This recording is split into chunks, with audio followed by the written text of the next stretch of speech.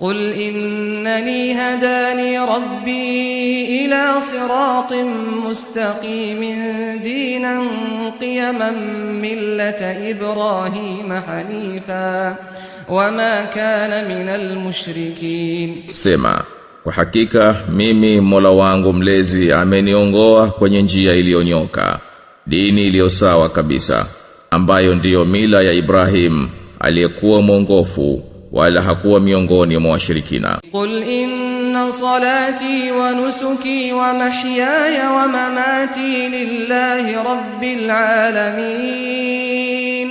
Sema, hakika sala yangu na ibada zangu na uhai wangu na kufa kwangu ni kwa ajili ya Mwenyezi Mungu, Mola mlezi wa viumbe vyote.